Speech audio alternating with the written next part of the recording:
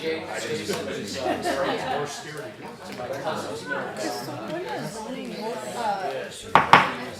Okay, we'll call this meeting of the Jamestown City Council Monday, June 3rd work session to order.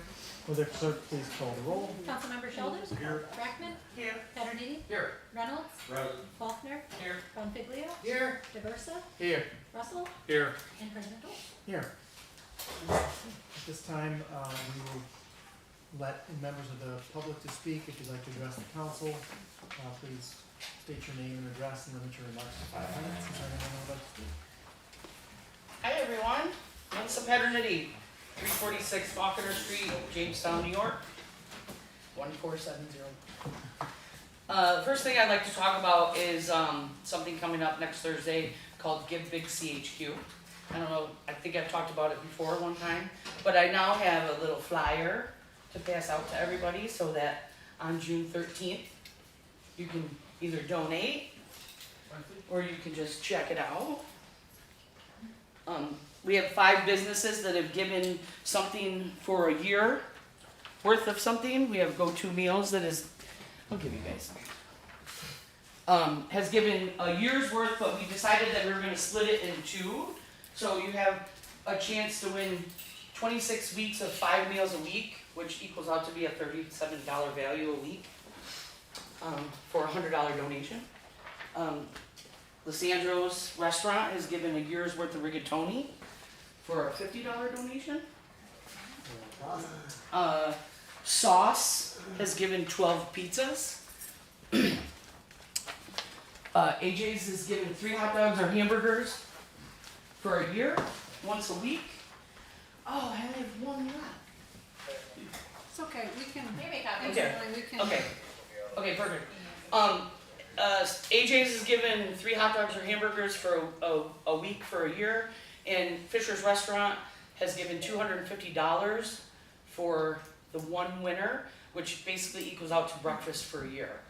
One of the things I really want to target and talk about is how much the businesses in the city of Jamestown give to the nonprofits. It's been amazing the amount of people that have just said, yes, I'll give to St. Susan's. I've been spending about 3 months down at St. Susan's, and I've learned a lot. One of the things that we're doing is we're doing testimonies of people. And I've gotten to talk to anybody from a volunteer, to the staff members, to the guests, to board members. And the amazing volunteer work that's done down there is just absolutely amazing.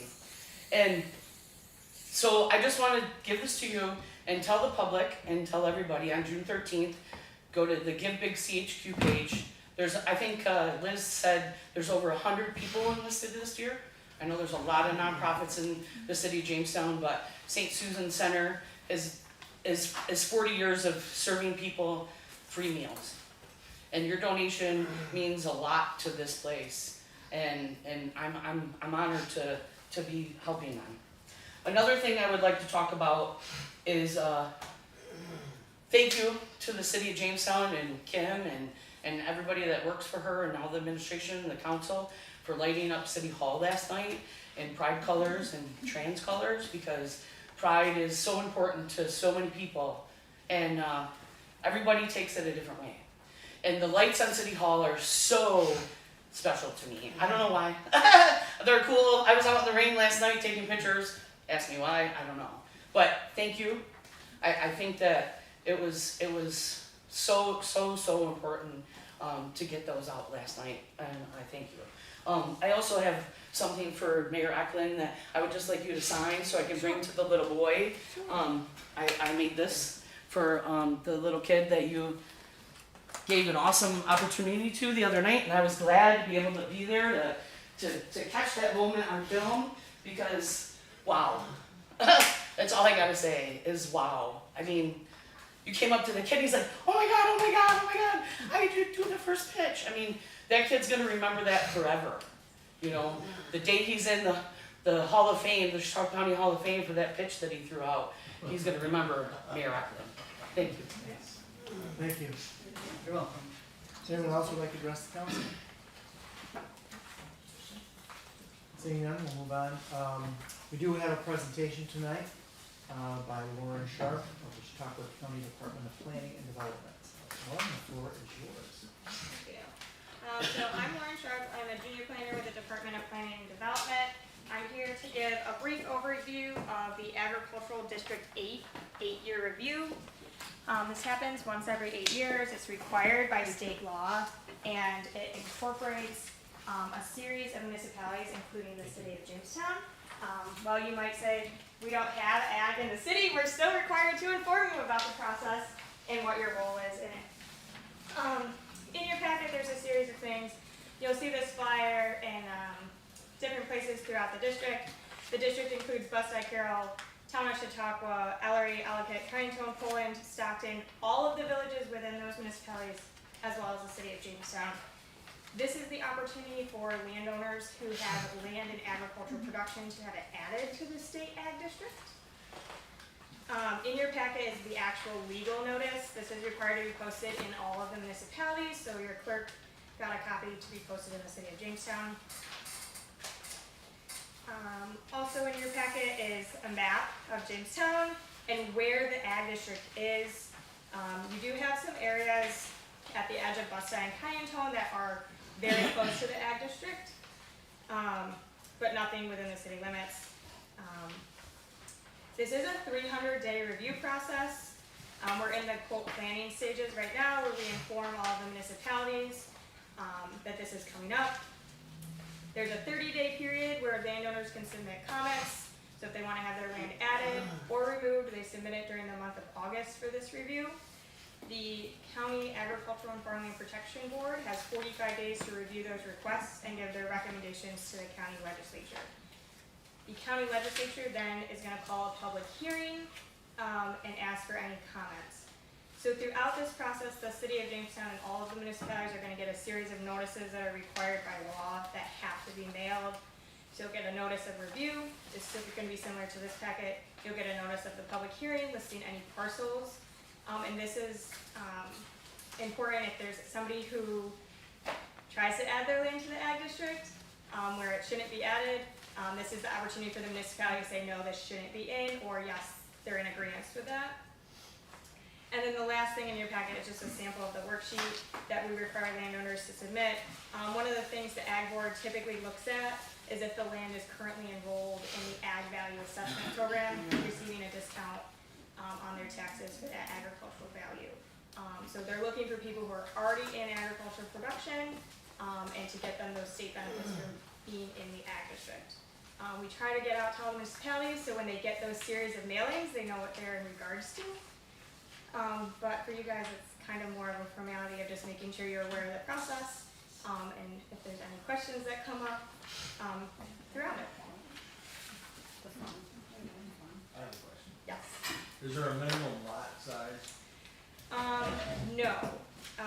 The ag value assessment looks at a minimum of 7 acres to be eligible. If you're under 7 acres, you have to gross $10,000. So for instance, if you had somebody who was eligible and making that kind of money on smaller acreage, which is possible, they would consider it. The Ag Board does look, is this somebody who's just having backyard chickens, or is this a commercial operation? It's meant for farms for commercial operations. It's meant for people utilizing the land, not buildings on land. So if somebody wants to take an old building and make vertical farming, that's not for the ag district. They're not on the physical land, they're within a building. So that's kind of where they draw the line when it comes to that. So the only farm I'm aware of is the one right at the city line on Camp Street Extension, Yes. which I know is already part of your stuff. When I looked at the city of Jamestown, I kind of did like a peripheral of where there appeared to be Yep. ag, and that's up to the landowner. They don't have to enroll. If they want to, they can. They don't have to. It's really a landowner option. Does it affect value? Does it increase the value of the land if they're on the list, and would that have an effect on, say, property taxes? Only if they enroll in that ag value assessment in conjunction. So the ag district program works parallel to that ag value assessment. So you can get ag value assessment without being in the ag district, but but you're required to keep your land in agricultural production for 8 years after you get that reduction. If you're in the ag district, they only require you to keep it in for 5 years. There is subject to repayment if you take it out and convert it to non-agricultural uses. But they run parallel. You can be in both. You can be in one. You can be in the other. You can be in either. Would there be a benefit for any city-owned property would be included? I I'm mean, not it's sure there's enough tax-free anyway. acreage, I'm not sure there's enough. Well, you acreage. have Jones and Gifford, there's the garden down there, you have the wetlands along the river, you have the old municipal Jackson Taylor Park. I mean, if somebody wanted to farm it, I guess, or sublet it to a farmer. There are municipalities in the county who their land is in the ag district. Either they rent it to a farmer, like their highway building, and there's a big field behind it, they rent it. Because the protections really come in for the person who's operating the field. And some of the protections include like review of overly restrictive laws, especially like things like fencing, open burning. Those are things that if you're in the ag district and you're a farm and you utilize some of those practices, the state has released guidance to help farms work with the municipality when it comes to those kind of sometimes overly restrictive laws. My contact information is on there if anybody has any additional questions, but thank you. Very important. We'll move on to our committees. Billy, you want to start with housing? Thank you, Mr. President. We didn't have anybody from the public present or come to talk to us. Our Department of Development Director, Crystal Surd, gave a rendition of many statistics that her department has been gleaning through and merging 2 different computer programs and making the conversion so that it's simplified. It's certainly taken some time, we were informed. Monthly wise, there's 61 new cases that have been accepted and inspected. 8 of those were interior inspections and 53 of them were on the exterior of the building. The department has closed out 53 cases of the total caseload, which we were told were 866 total cases that were pending and 449 have been closed. So it made it an eye-opening revelation, I guess, that each of the code officers have a caseload of approximately 289 cases. And Crystal is in with some of her help to glean comparables from other similar sized cities to see what kind of caseload those code officers are handling.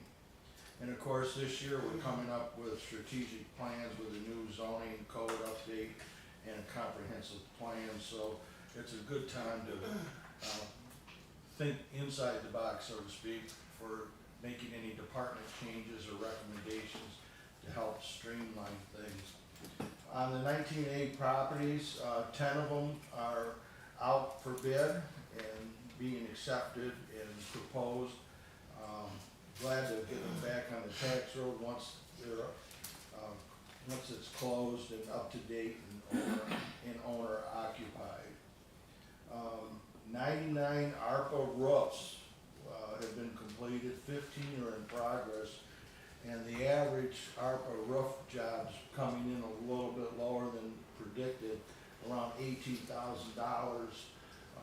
average, making it possible to have a total of, I think you said 147 roofs that can be done. And just a side note, it does not include any metal roofs. So things are moving along pretty good. They're busy. We're down 1 code officer. The 5 emergency demolitions that were done, that was explained to us, came in for a little over $200 grand for 5 of them, which brings the average demo cost over 40 grand on those emergencies compared to 33 or 34 grand for a normal demolition. And on a positive note, the department has been asked to participate in a Division of Criminal Justice symposium for public safety in September. So we'll hear more about that and how and who the presenters will be and how that will all come along. Passed out this preliminary flow chart for all of us to see. It's online to help everybody understand the streamlining of how code complaints get channeled through the different stages and up and through into court. And we're pleased to note that the department's excited to work with the two judges in helping to eradicate and streamline some of the workflow on housing issues. So it was a very productive housing seminar for us, or committee meeting, I should say. And thank you to Crystal and her department, and that's it. Thank you. I just had a quick question. I had a citizen ask me, I told him that I would bring it up. He had a question of why can't our DPW, or can our DPW tear houses down? Is that possible once the asbestos abatement is done? Do we have the personnel and the equipment to do that? I don't know if maybe that's been brought up before, if someone wants to comment on that. I don't think that it would be, I don't know, that would be a issue for probably a negotiation. A union thing? I would suspect that, I could comment that through hearsay that somewhere, I believe the city of Buffalo superseded a lot of state regulations asking help from the state to forego some of the regulations so that they could get caught up on the blight, and it's, you know, in that big city. So I don't know who the contact was. It was hearsay to me. I don't know, Crystal, we have a contact in Buffalo that might know that answer, you know, as far as getting relief, so to speak.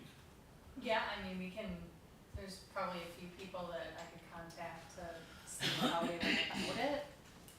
So you're saying Buffalo is doing something like that? Yeah, I'm not sure if they're using independent contractors or city employees, but they're getting a lot of work done by not following all the state regulations. They've gotten relief somehow.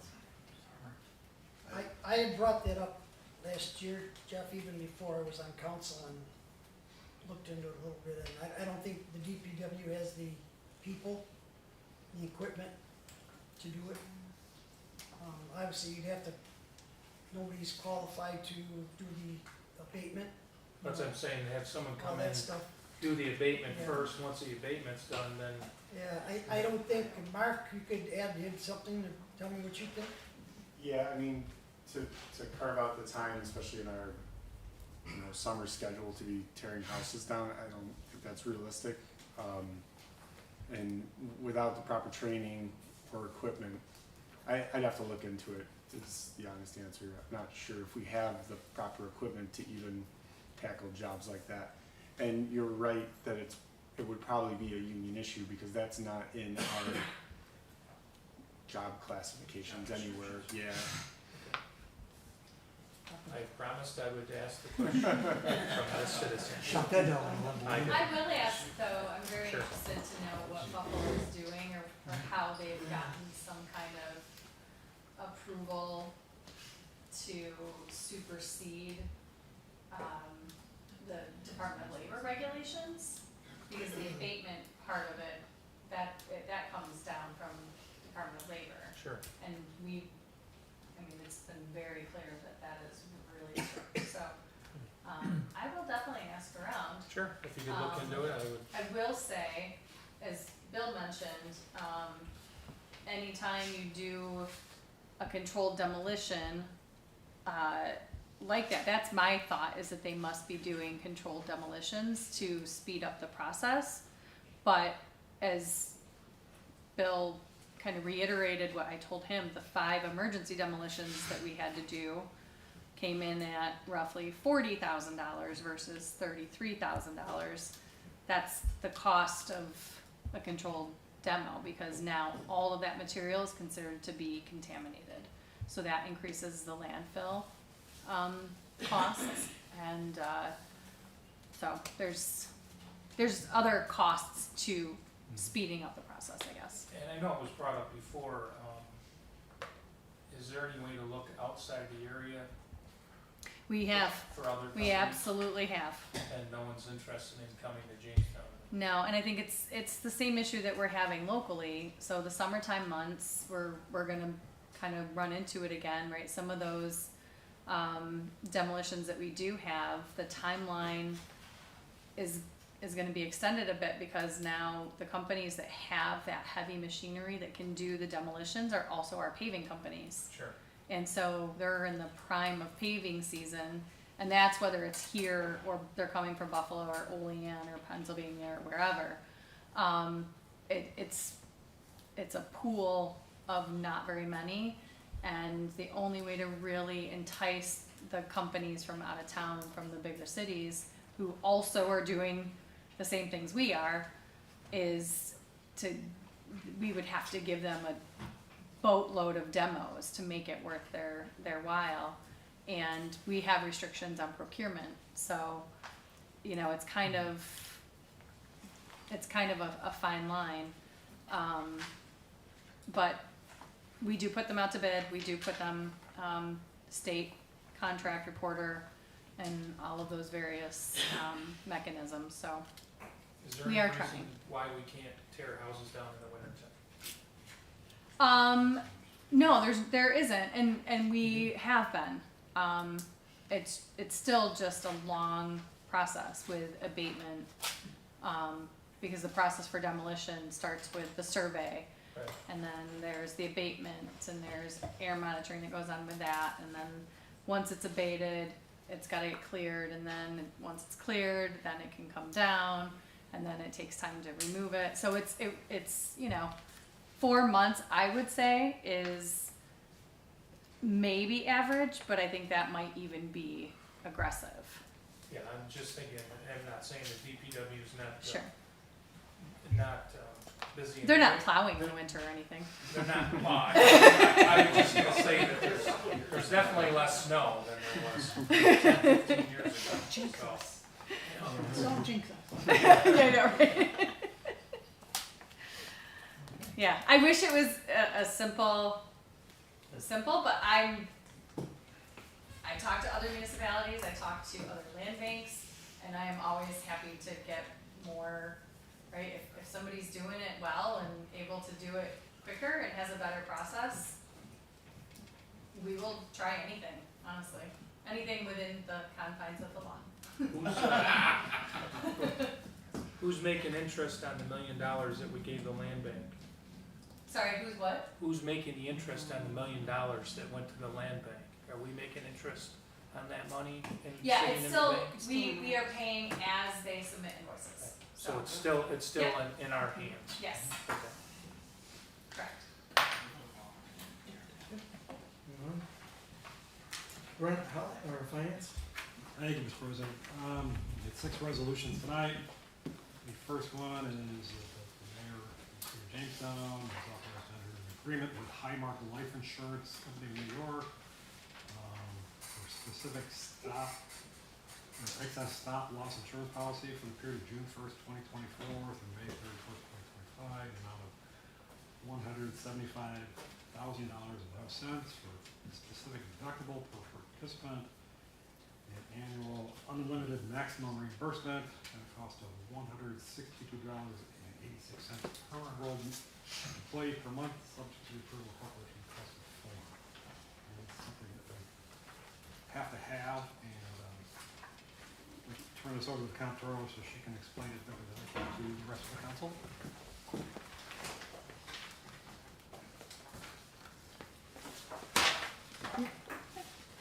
Sorry, throwing papers around.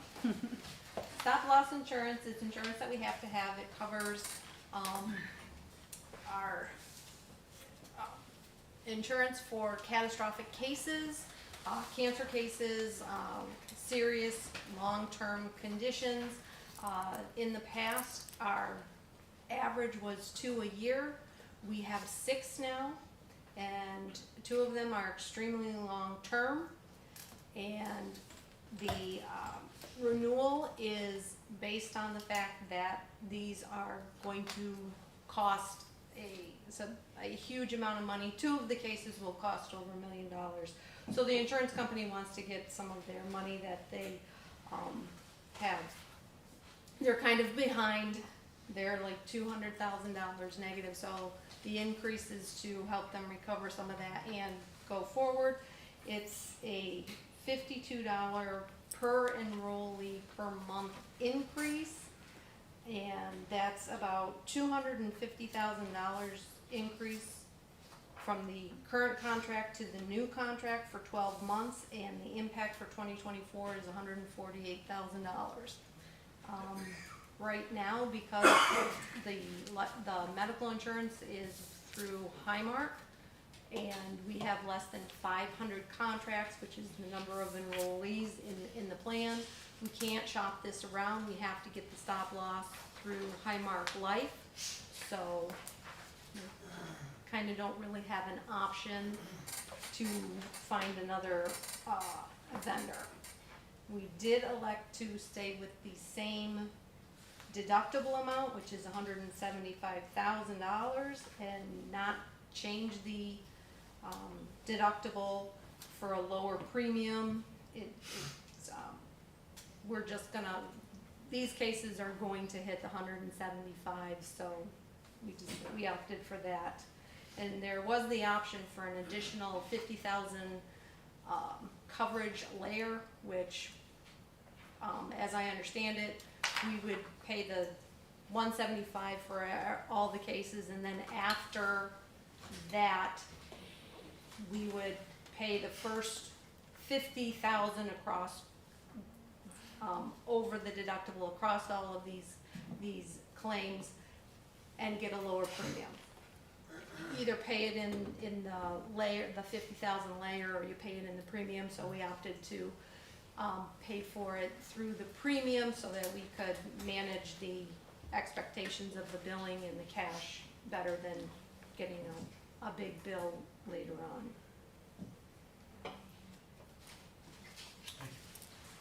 I know this isn't necessary to have for our employees. When you said that we weren't able to shop it around, and I know you're relatively new here, do you know if we've been able to shop this around in the past?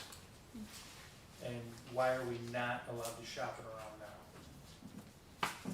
Previous administration had a contract with Highmark. That we had to do it through them, and With that the- was as a with the- result. Yep, with the medical insurance, it came hand in hand. Okay. So, and that's through the end of 2025, we will be shopping it around before. Next year. Sure, okay. Any other questions on it? That resolution's approved. That's good. Resolution, authorizing the purchase of 30 chairs, replace chairs in the mayor's conference room, city council chamber chairs, and the mayor's desk chair, at a cost of $5,891.23. Purchase of 1 desk for the comptroller's office with a file storage and a hutch, at a cost of $1,850.46. Furniture purchase not to exceed a total cost of $7,741.89. And this is to be purchased using available American Rescue Plan funds, ARPA funds. These will be coming through Bush or E-Solutions. And it's a state contract price. That was approved. Just to note that the city council president does not get a new chair. He's got the best chair now. I'm the only one that ever did. There's an extra one if you wanna trade. That was approved. Next, the Jamestown Police Department is authorized to have an agreement with I2C Technologies in North Canton, Ohio. Purchase 3 VX400 covert surveillance solution pole cameras. Total purchase price is $22,644.00. Cameras were purchased from the previously approved JAG funds of $20,694.00. And the remaining balance of $1,970.00 will be paid with budgeted funds from account number A03-3120.430.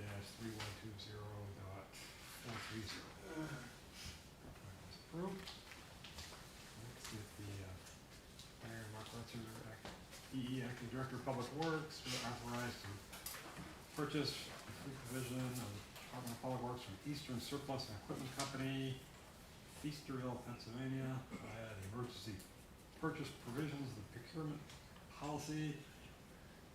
Not a new, but a 1990 M9 3682 hydraulic wrecker crane rotator recovery truck, 5 tons 6x6. Replace the 1966 Oshkosh truck number 507 for a total amount not to exceed $42,475.02. The Oshkosh truck had a catastrophic failure of the transmission and it's taken some price to fix it.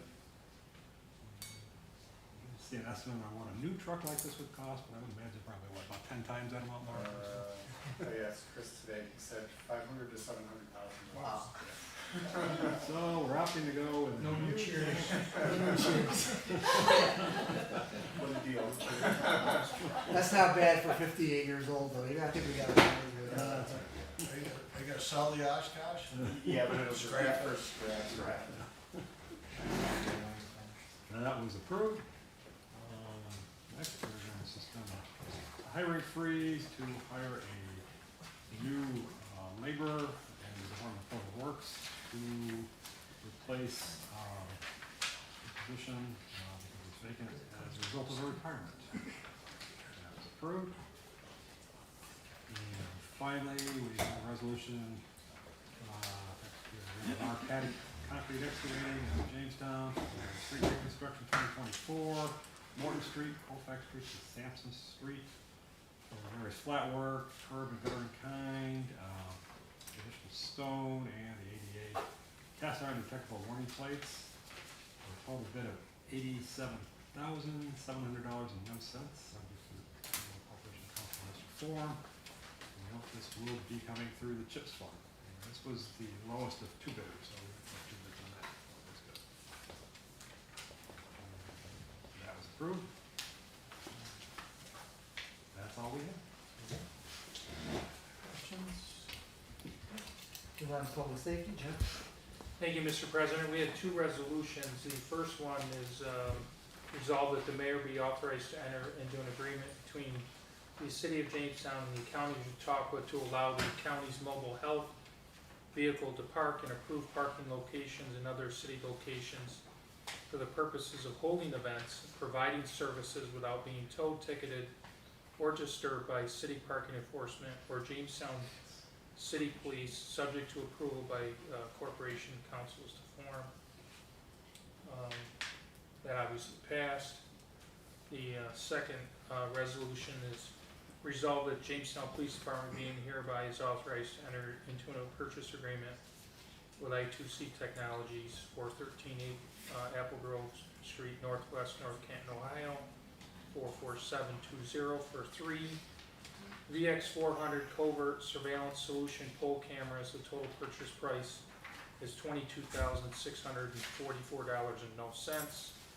The camera will be purchased with previously approved JAG funds of $20,694.00. The remaining balance of $1,970.00 will be paid with budgeted funds from account number A03-3120.430 and also refer to approval of JAG grant number 202308B as in Bravo 04.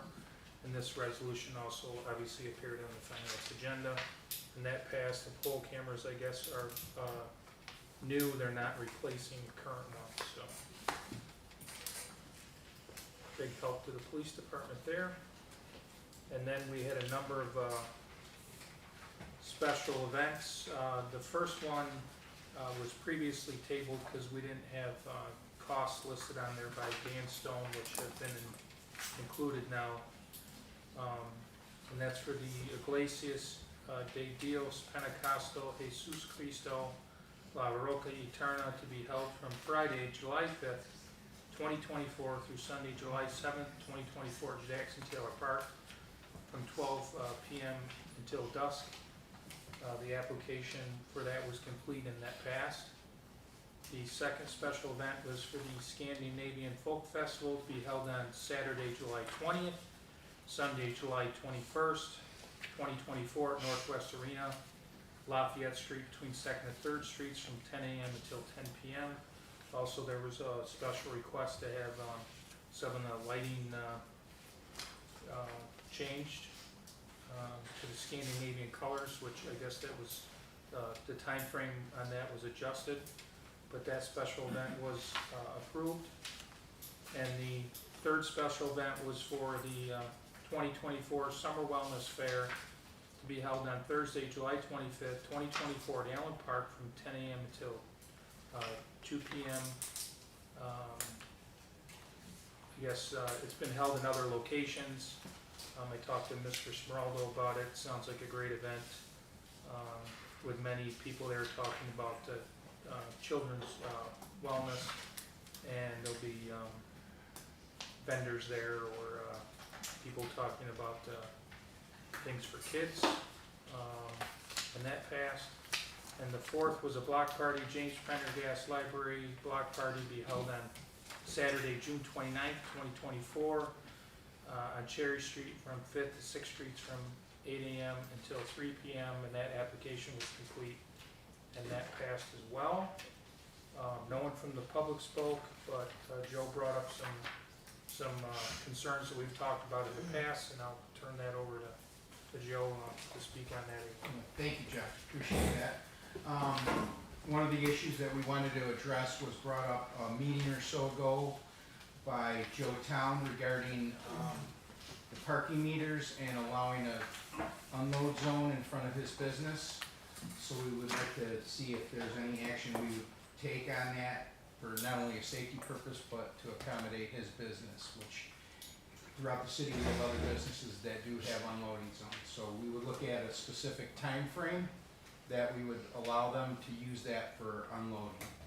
The second thing was, and I spoke with Mark prior to this meeting, was something that came out in the February meeting about the county's responsibility and along with the city regarding the Purcell Baker Street and Baker Street Extension road work to be done. I'd like to defer real quick to Mark so he can maybe explain a little bit of where they're at with that.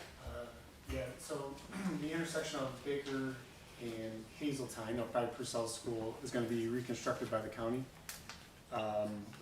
That project was bid out last month, and Lakeshore was the low bidder, so they're gonna be doing that project. I'm planning on bringing a plan of what that intersection is gonna look like to the next meeting. But just know that that intersection will be closed down from the end of school to probably till about Labor Day. That intersection will be completely closed. Thank you. One other thing we were talking about, and again, this went to Mark and he's gonna look into it, is there seems to be a lot of traffic gliding through an area on Norton into Ohio. There's no stop sign. So he's gonna look at that. School buses do travel down there, and to prevent any type of safety issues, we'd like, some of the residents would like to see a stop sign put there. And the last thing on a really nice note is the requests for the BPU to install some street lamps throughout the city at a few different locations all appear to have been installed, giving us a better overall safety city, lighting up those areas that needed it. I just want to add one thing before I finish that I did not bring up during the meeting that I just thought about now is we still haven't heard anything about the safety lights underneath the viaduct on Main Street. We allocated ARPA funding for those. That still hasn't come to fruition, and I'm just wondering if we can get that out to bid and get that project going. We were just talking about it, yeah. One other thing, to segue off of that, in the planning commission meeting with the new Northwest Bank going down there, they had discussed an opportunity to help light that area as well. And that may be necessarily where the city is gonna put the lights, but. In conjunction with. Exactly, yep. Excellent. Cool. So we will work on getting that out to bid then? Yes. Okay. That's all I have. Thank you. Randy, Public Works? Thank you, Mr. President. We had three resolutions that also were approved. And we didn't have anybody from the public that came tonight to speak with us, but the resolutions, of course, were already read in finance, but yeah, the Oshkosh truck, that actually was on a wish list this last fiscal year, and they knew it was near in the end, and so to buy a used one like that, I think is a good idea.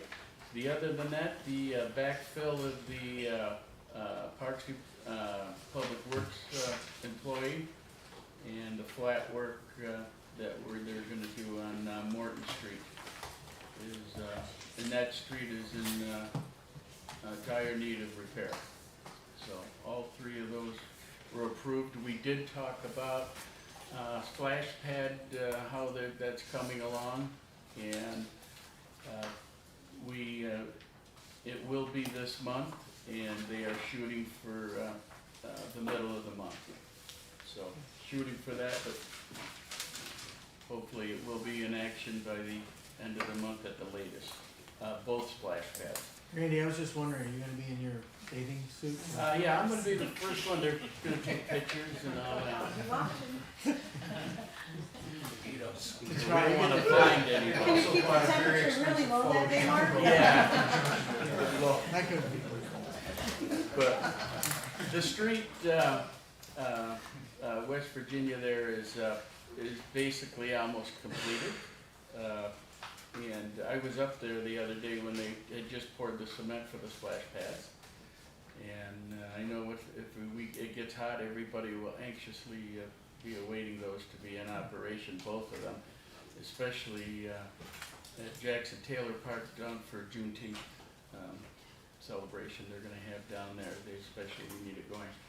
So we did discuss that a little bit, but and that's all we had. But on another note, Councilman Paterniti, I also would be in support of doing something with the parking zone out in front of Pace's Pizza. I think that at least if it was limited at minimum unloading, I think it's a great idea. We've done that in the past. And that's about it. Good, thank you. Anything else before mayor's report? Go ahead. I have 4 things for open session, 1 for executive session, and that is potential litigation. First thing, Ashlyn, if you could pass these out. As I mentioned last month, we have a preliminary, there's enough, I would certainly do council and the media first, and then the department heads, there's plenty. Of adding cannabis to the current existing smoking policy. We have updated that. Crystal and Stephanie worked on that. Elliot has proofread it. I have proofread it today. The reason you didn't get it in your packet is because we had some last minute questions, so you have it in front of you today. Really pretty much the only difference is adding, you'll see where the cannabis is added in some other verbiage per the request of Corporation Council, just to try to eliminate future changes, just either combustible or electronic with future. So that will leave us open to cover those things going forward, but there really isn't a whole lot of changes other than that. So please read it, discuss it in your respective committees next month. Any questions or whatever, please direct to Crystal and Elliot and myself if needed, but really everything was pretty much as is. So you have that in front of you. You also may have noted that today we had to cancel the grievance hearings today in the assessor's office. One of the persons who was supposed to hear the grievances ended up with an emergency, so therefore we didn't have enough to have a quorum. It will be moved to a very near future date. I'm not sure. As soon as we get that, we'll send that out. And also be looking to expand that committee so we don't run into that again. 2023 budget, Erica has been diligently going through, making sure we're prepared, just as a heads up, that we're prepared for the audit team to come in on time to not have holdups for that. Things are flowing through there very well. On a bad note, I regret to bring this forward, but I really do have to. I have communicated with the finance chair and the president a little bit, trying to keep everybody up to speed. I do want to thank Erica and the team for really divulging through not only 2023, but 2024. 2024, as you recall, in last minute in the budget, we were significantly short funded up to the tune of over 200,000 in chips and in some other things that came up. We are now up to 2.9, almost 3 million. I'm going to explain a few of the things that were in the budget, some things just in overall view, some things that we are doing to keep an eye on, some things that were specifically out of our control, one of which you heard was the $150,000 increase in stop loss. As you all probably realize in your own homes, your insurances have skyrocketed. So unallocated insurance and property insurance are estimated to be about another $150,000 increase each, not budgeted. We had an over projection in revenue, I'm sure you've heard me mention this before, of roughly 400,000. 200,000 of that was in ambulance revenue. We haven't even gotten the ambulance in yet. Not anticipated for when? It's been pushed back twice. Hopefully it'll be delivered next month, or before the end of this month, in June. So best case you're looking at is 6 months. That's even pushing it, because they'll have to do work to it when it comes in of possible revenue. So that was definitely overstated. The other area that was grossly overstated by 200,000 was the ARPA interest. As you're well aware, we are spending money. It's the time to draw it down. The contracts are coming to fruition. So that's roughly 400,000. So right now you have in front of you 650,000.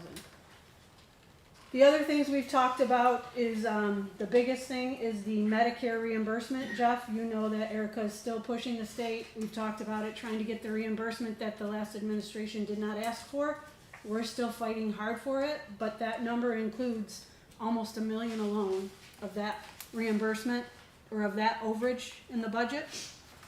So if we don't get that, we're $1 million. If we get it, that's great. We're down, instead of 2.9, we're down to 1.9. But we have to count as if we're not going to get it.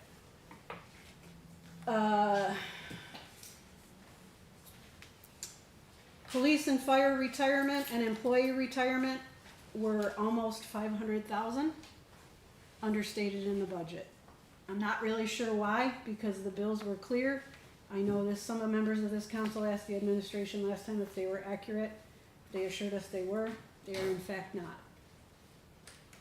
Health insurance is another 200,000, give or take, that it was understated as well. The other miscellaneous things are, some things in departments where some costs went up or were not estimated correctly. But one thing to note, and I know the former administration even talked about a bond. Going out for bond is not cheap. That was 26,000 just to go out for the bond. And we also had some contractual settlements that were over probably about 130, 140,000. So your 3 million is valid. We are doing some things to try to litigate and decrease that number, but I just didn't feel it was fair to keep it from you at this point in time to see where we fall. The good news is 2023 is looking positive. It's a matter of how positive and what can offset and what we can do throughout the months. All the department heads, unfortunately, have been told we were tight. Unfortunately, they got the email this weekend before I told you that it was this bad. So it's not anything I kept from anybody, but wanted to make sure we had our ducks in a row.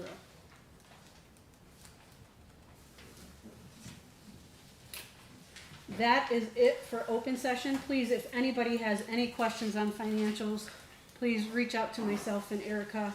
I know I've said it a million times, but she really has done an outstanding job, and I am very impressed with her work, and it'll pay off in the long run. It's just getting through the pains right now. That's what 2023 is better than we anticipate. We hope so. We'll offset that, balance it off. Keep us updated on that. Thank you. I absolutely will. And that is it for me for open session, just the potential litigation and executive session, and for that, I just need Elliot. We have a motion to go into executive session for potential litigation, so move, second. All in favor? Aye. Okay, opposed?